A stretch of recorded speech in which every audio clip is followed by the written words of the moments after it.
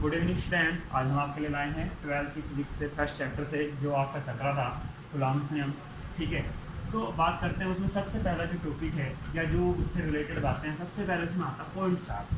Point charge का मतलब होता है बिंदु आवेश से। किससे होता है? बिंदु आवेश। अब देखिए बिंदु आवेश का मतलब क्या होता है। तो बिंदु आवेश से क्या मतलब है कि दो चार्ज पार्टिकल, ठीक है, दो चार्ज पार्टिकल जो उनकी डायमेंशंस हैं, जो उनकी डायमेंशंस हैं उनके बीच की दूरी की तुलना में क्या हो, बहुत छोटी हो, यानी उनको हम क्या समझ सकते हैं, उनके लिए नेग्लेक्ट कर सकते हैं। तो ऐसे जो चार्ज पार्टिकल हैं उनको क्या बोला जाता है? पॉइंट चार्ज बोला जाता है। ठीक है, क्या बोला जाता है? पॉइंट चार्ज बोला जाता है। किनको बोला जाता है? दो चार्ज पार्टिकल हों और उनकी जो डायमेंशंस हों उनके बीच की दूरी की तुलना में क्या हो, नगण्य हो, यानी नेग्लाइजेबल हो, तो उन आवेशों को क्या बोलते हैं? पॉइंट चार्ज बोलते हैं। यानी डायमेंशन क्या होनी चाहिए? उनके बीच की दूरी की तुलना में नगण्य होनी चाहिए। ठीक है, ऐसे आवेशों को हम क्या बोलते हैं? पॉइंट चार्ज बोलते हैं। अब आगे बात करते हैं कूलॉम्ब्स लॉ। ठीक है, तो इसमें क्या होता है, जो ये कूलॉम, हम बार बार कूलॉम का नाम ले रहे हैं, ये क्या है क्या नहीं, ये देखिए एक वैज्ञानिक का नाम था। इन्होंने चार्ज पार्टिकल के बीच में लगने वाले बल की जब खोज की, जो उसने, तो उसके लिए क्या किया गया, उसी बल के नियम को क्या कह दिया गया? कूलॉम्ब्स का नियम कह दिया गया। इसको विद्युत बल भी कहते हैं। ठीक है, क्या बोलते हैं? विद्युत बल भी बोलते हैं। जो हमने इससे पहले वीडियोज में नाम दिया था आकर्षण, कि दो चार्ज पार्टिकल के बीच में अट्रैक्शन लगता है, रिपल्शन होता है, ठीक है, फोर्स के बारे में, वो सब इसी नियम के ऊपर आधारित है। ठीक है, अब देखिए आगे बात करते हैं। दो स्थिर बिंदु आवेश, स्थिर का मतलब रेस्ट की अवस्था में हो, क्योंकि मैंने आपको बताया था कि रेस्ट की अगर मोशन की अवस्था में अगर आवेश होंगे तो वो केवल इलेक्ट्रिक फील्ड उत्पन्न नहीं करते हैं, यानी केवल विद्युत बल ही नहीं उत्पन्न करते हैं, उसके साथ और भी चीज़ें जुड़ जाती हैं। ठीक है, तो इसलिए मैं केवल यहाँ स्थिर विद्युत बल की हम बात कर रहे हैं, स्थिर आवेश की। ठीक है, आगे गतिमान आवेश के लिए मैं आपको बताऊंगा कि अगर आवेश गतिमान होता है तो उसमें क्या चीज़ जाता है, क्योंकि उस टाइम चुंबकीय क्षेत्र भी उत्पन्न हो जाता है। ठीक है, क्या उत्पन्न हो जाता है? चुंबकीय क्षेत्र। तो इसलिए हम उसकी बात नहीं कर रहे हैं, केवल हम क्या कर रहे हैं? स्थिर बिंदु आवेश की बात कर रहे हैं, जिससे केवल क्या उत्पन्न हो?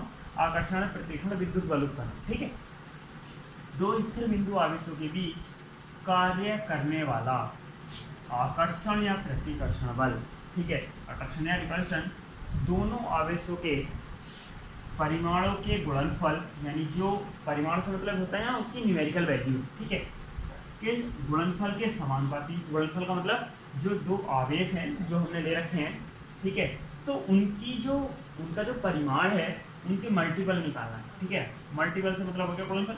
समानुपाती मतलब उसके घटने से बल का मान भी घटना और बढ़ने से बल का मान भी, ठीक है, समान अनुपात में, यानी घटने, अगर बलों का परिमाण का गुणनफल घटेगा तो बल भी घटेगा। वो सॉरी, अगर चार्ज पार्टिकल के जो आवेश हैं उनके परिमाण का गुणनफल अगर घटेगा तो बल भी घटेगा, और अगर उनका गुणनफल बढ़ता है तो इनका भी गुणनफल, वो जो बल होगा वो बढ़ जाएगा। ठीक है, तथा उनके बीच की दूरी के वर्ग के व्युत्क्रमानुपाती होता है। ठीक है, अब दूरी के वर्ग का मतलब जो उनके बीच की दूरी होगी, देखिए जैसे मैंने यहाँ शो कर रखा है कि Q1 और Q2 दो चार्ज पार्टिकल, ठीक है, अब इनके बीच की जो दूरी है वो क्या है? R है। कितनी है? R। तो सबसे पहले मैंने बात की कि इन दोनों का गुणनफल तो कितना हो जाएगा? Q1 Q2। ठीक है, ये लिखा हुआ है Q1 Q2, तो दोनों के गुणनफल के समानुपाती होता है, यानी डायरेक्टली प्रोपोर्शनल। अगर इन दोनों का गुणनफल का मान बढ़ रहा होगा तो f का मान भी बढ़ जाएगा। अगर ये इन दोनों की वैल्यू क्या गुणनफल की घट जाएगी तो f की वैल्यू भी क्या होगी? घट जाएगी। ठीक, अब दूसरी लाइन क्या बोली थी? इनके बीच की दूरी के वर्ग के व्युत्क्रमानुपाती, तो यानी जो डिस्टेंस है दोनों के बीच की उसके वर्ग का वर्ग हमने कर दिया। व्युत्क्रमानुपाती इसका मतलब उसका इन्वर्स निकालना, यानी 1/, में रखना है, तो f इन्वर्सली प्रोपोर्शनल टू 1/, या R²। ठीक है, तो अब इसका मतलब होता है कि ये होता है उल्टा चल रहा। अब अगर ये वाली वैल्यू बढ़ रही होगी तो इस f का मान घट जाएगा। ठीक है, तो अगर r की वैल्यू जैसे जैसे बढ़ाते जाते हैं f की वैल्यू वैसे वैसे घटती चली जाएगी, और अगर r की वैल्यू हम क्या करते हैं? छोटी कम करते चले जाएंगे तो f की वैल्यू बढ़ती चली जाएगी, और r की वैल्यू बढ़ाने से f की वैल्यू घट जाएगी। ठीक है, तो अब इन दोनों इक्वेशंस को कंबाइंड अगर कर लिया जाए तो क्या आ जाता है? f is proportional to Q1 into Q2 upon R²। ठीक है, ये लिखा हुआ है। लेकिन इससे पहले ये तो केवल एक अभी इन दोनों को कंबाइंड करके आया। मैं इसके बारे में थोड़ा और बताऊँ। यह बल दोनों आवेशों को मिलाने वाली रेखा के अनुदिश कार्य करता है। यानी ये जो एक रेखा खींची हुई डॉट डॉट आपके सामने दिख रही है, तो जो बल होगा वो इसी लाइन के अनुदिश वर्क करेगा। ठीक है, इसे कूलॉम का व्युत्क्रम वर्ग का नियम भी कहते हैं। जैसे मैं आपको बोल रहा था कि कूलॉम फ्लक्स को बोलते हैं, तो उसको क्या बोलते हैं, कूलॉम का व्युत्क्रम वर्ग का नियम भी बोलते हैं। ठीक है, अब हुआ क्या कि यहाँ मैंने अभी आपको बता दिया था, वैसे फिगर से फिर भी मैं आपको बता देता हूँ। दो आवेश Q1 Q2, तो मैंने लिखा ये Q1 और Q2 दो आवेश है, ये मैंने अभी बताया आपको। एक दूसरे से कितनी दूरी पर है, हाँ वो भी मैंने आपको शो कर रखा और अभी बताया है। तथा उनके बीच कार्य करने वाला जो विद्युत बल होगा, मैंने भी बताया ना कि इस बल को क्या बोलते हैं, विद्युत बल भी बोलते हैं। तो विद्युत बल क्या होगा, F इज प्रोपोर्शनल होगा Q1 × Q2 के, जो हमने ऊपर वाली लाइन में डिस्कस की हुई है। ऐसे फिर क्या था, दूरी के वर्ग के व्युत्क्रमानुपाती होता, तो वो हमने सेंटेंस यहाँ कंबाइन किया हुआ है। अब इन दोनों को कंबाइन किया तो F proportional to Q1 Q2 upon R² आया। अब देखिए, जब भी आप ये वाला साइन हटाते हो, आपको पता होगा कोई ना कोई स्थिरांक आता है, क्या आता है, कांस्टेंट आता है, तो इसको हमने क्या डिनोट कर दिया, K डिनोट कर दिया, जबकि बाकी सब कुछ ऐसे लिखा हुआ है। तो जहाँ K क्या है, एक समानुपाती नियतांक है, और जिसका मान दोनों आवेशों के बीच के माध्यम की प्रकृति और ये किस तरह से मापा जा रहा है, यानी मापन की पद्धति कौन सी पद्धति में, CGS में है, ठीक है, FPS में है, SI में है। ये पद्धति आप 11th में पढ़ चुके हो फर्स्ट चैप्टर में। ठीक है, कि कितनी पद्धतियाँ होती है, 3 पद्धतियाँ होती थी, MKS, CGS और FPS। इसको विस्तार करके कौन सी बनाई गई थी, SI पद्धति बनाई गई थी। तो मापन की पद्धति पर निर्भर करता है, और जो माध्यम इनके बीच में है, जैसे यहाँ वायु की बात करें तो वायु माध्यम हो गया। अगर यही 5-4 पार्टिकल किसी और मीडियम में हो, वाटर में, किसी भी चीज़ में आप समझ सकते हैं, यहाँ कोई चाय परावैतनिक पदार्थ इस तरह से कुछ हो, तो वो क्या हो सकता है कि उसकी प्रकृति पर भी निर्भर करेगा। ठीक है, अब हम SI पद्धति में इसकी मात्रा के लिए बात कर लेते हैं। कब, जब दोनों चार्ज पार्टिकल किस चीज़ में रखे हुए हों, निर्वात में रखे हों, किस में रखे हुए, वैक्यूम में रखे हुए हों। तो जो K होता है वो किसके इक्वल होता है, 1/4πε0, 1/4πε0 या 1/4πε0, दोनों तरीके से बोल सकते हैं इसको, एप्सिलॉन नॉट भी बोल सकते हैं और एप्सिलॉन 0 भी बोल सकते हैं। तो इसकी जो वैल्यू होती है वो किसके इक्वल होती है, 9 × 10⁹ न्यूटन मीटर स्क्वायर पर कूलॉम स्क्वायर, इसका ये मात्रक है और इसकी ये वैल्यू है, यानी न्यूमेरिकल वैल्यू 9 × 10⁹ है पूरी, किसकी, 1/4πε0। ठीक है, मात्रक क्या होता है इसका, newton × metre square upon coulomb square. अब देखिए यहाँ एप्सिलॉन 0 क्या है। अब एप्सिलॉन 0 का मतलब होता है निर्वात की विद्युतशीलता से, कैसे होता है, निर्वात की विद्युतशीलता से होता है। ठीक है, हम बात करते हैं वैसे इसका मात्रक या इसका जो मान होता है कभी कभी पूछा जाता है, और इसकी ये दोनों ही वैल्यू हम न्यूमेरिकल में डायरेक्टली यूज भी करते हैं, तो इन दोनों को आपको याद भी रखना होगा। ठीक है, तो एप्सिलॉन नॉट की जो वैल्यू थी वो क्योंकि 8 × 8 5 × 10⁻12 होती है। इस मान का जस्ट अपोजिट इसका मात्रक होता है, ज़्यादा आपको याद रखने की जरूरत नहीं है, ध्यान रखिएगा। जो K की वैल्यू है, इसका जो इसकी जो यूनिट है उसी की जस्ट अपोजिट होती है। यहाँ कूलॉम स्क्वायर नीचे है तो यहाँ ऊपर आ जाता है, न्यूटन मीटर स्क्वायर वहाँ ऊपर है तो यहाँ नीचे आ जाता है। डायमेंशन अगर हम इसकी निकालते हैं तो कितनी आ जाती है, m⁻⁻1, l⁻3, t⁻4 और 1⁻2, ये क्या होती है, इसकी डायमेंशन होती है। ठीक है, जो इसका मात्रक होता है ये फैराड पर मीटर भी होता है, क्या होता है, फैराड पर मीटर भी होता है। ठीक है, ये ध्यान रखना, इसका मात्रक क्या होता है, फैराड पर मीटर भी होता है। ठीक, अब देखिए यहाँ जो एप्सिलॉन 0 होती है क्या होती है, मैंने बोला कि निर्वात की विद्युतशीलता होती है, जबकि अगर नॉर्मल एप्सिलॉन की हम बात करें, देखिए मैंने लिख रखा है, तो ये माध्यम की विद्युतशीलता होती है। किसी भी माध्यम की विद्युतशीलता को किसी से रिप्रेजेंट करते हैं, एप्सिलॉन से रिप्रेजेंट करते हैं। यहाँ एक वर्ड आपको ये लिखा हुआ होगा एप्सिलॉन, सॉरी ये बना है एप्सिलॉन आर। ठीक है, तो एप्सिलॉन आर को हम क्या बोलते हैं, आपेक्षिक या सापेक्षिक विद्युतशीलता बोलते हैं। ये निकाली कैसे जाती है, माध्यम की विद्युतशीलता का और निर्वात की विद्युतशीलता का जो रेशियो होता है वो उस माध्यम के लिए क्या होती है, आपेक्षिक विद्युतशीलता होता है। ठीक है, तो देखिए अब यहाँ ये वाली जो वैल्यू है, जो K की वैल्यू है, ये वैल्यू अगर हम यहाँ रख दें, जो हमारे पास F = K Q1 Q2 upon R² था, तो ये इस K की वैल्यू को यहाँ उठा कर रख दीजिए, तो 1/4πε0 Q1 Q2 अपॉन R², ये क्या बन जाएगा, आपका पर्टिकुलर फॉर्मूला बन जाएगा जो कूलॉम करंट का होता है। ठीक है, लेकिन ये कब, जब निर्वात के लिए। अब अगर माध्यम हो कोई बीच में तो यहाँ क्या आ जाएगा, एप्सिलॉन आ जाएगा। आप अगर एप्सिलॉन ना लिखना चाहें, इसी को अगर एप्सिलॉन नॉट के पदों में लिखना चाहें तो आप यहाँ से इसकी वैल्यू निकाल सकते हैं, तो एप्सिलॉन = आ जाएगा एप्सिलॉन r × एप्सिलॉन 0, ये वाली वैल्यू का आप इंपोर्ट कर सकते हैं। हैं, यानी इस एप्सिलॉन को हटा के आप ये बन जाएगा 1/4 pi epsilon 0 epsilon r q1 q2 upon r square.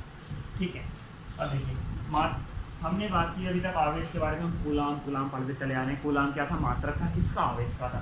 ठीक है, अब वो होता क्या है या एक कूलाम से मतलब क्या है, हम आपको उसके बारे में बताते हैं।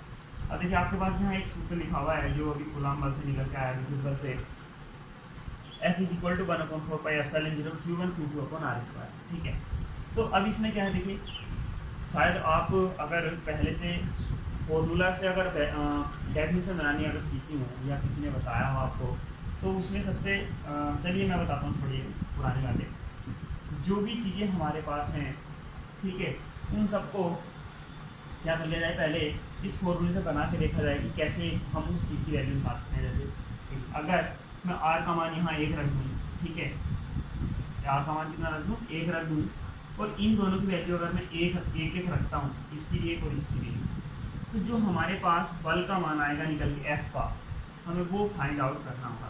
ठीक है, तो अब उसके बाद हम क्या कह सकते हैं, देखिए अब मैं यहाँ इनको ये नहीं बोल रहा कि हाँ इनको एक यूनिट पे चार्ज बोलना है। क्यों?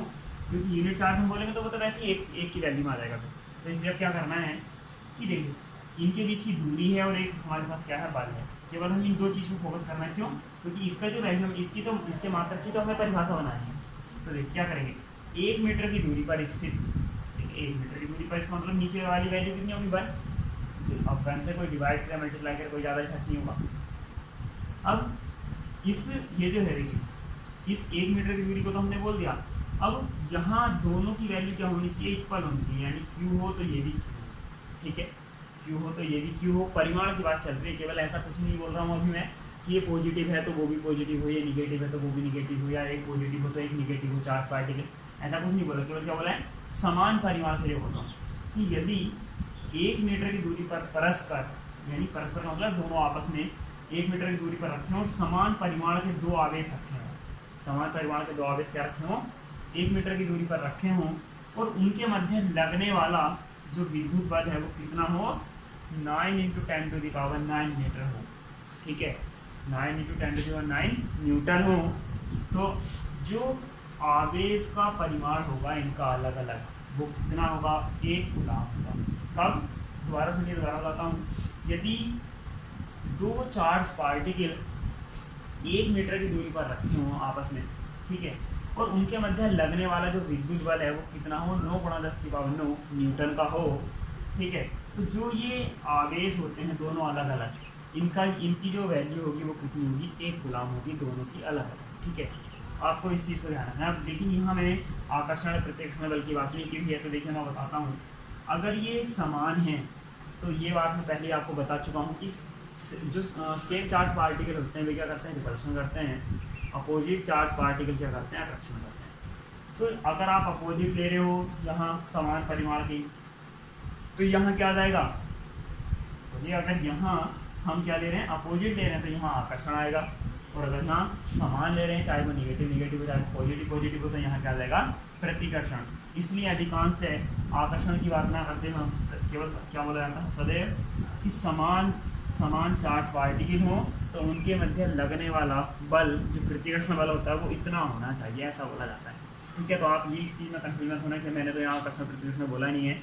उस चीज़ को केवल डाउटनेस ना हो इस चीज़ के लिए आकर्षण की वहाँ वैल्यू थोड़ी ज़्यादा, मतलब आकर्षण को बोला नहीं जाता है, केवल इसलिए प्रतिकर्षण पर ज़्यादा ध्यान जाता है। जो मैं बोल रहा हूँ उस चीज़ को ध्यान दें आप। अब कि समान चार्ज पार्टिकल मैंने हाल ना समान परिमाण के, तो आप उस समान परिमाण और दिशा ऐसे बोल सकते हैं, या जो उसकी प्रवृत्ति होती है जैसे पॉजिटिव निगेटिव, आप उसको बोल सकते हैं कि समान परिमाण को एक समान जैसे ध्रुवता वाले दो आवेश हों तो उनके मध्य लगने वाला प्रतिकर्षण बल 9 × 10⁹ न्यूटन हो, तो जो आवेश होता है वो पृथक दोनों पे क्या होता है, 1 कूलाम का होता है। ठीक है, थैंक यू फॉर वॉचिंग बच्चों, एंड लाइक और सब्सक्राइब करना ना भूलें, तथा साथ में अपने दोस्तों को शेयर भी करें, जिससे ज़्यादा से ज़्यादा मैं आपके लिए और आगे वीडियो भी लाऊँ। ठीक है, थैंक यू।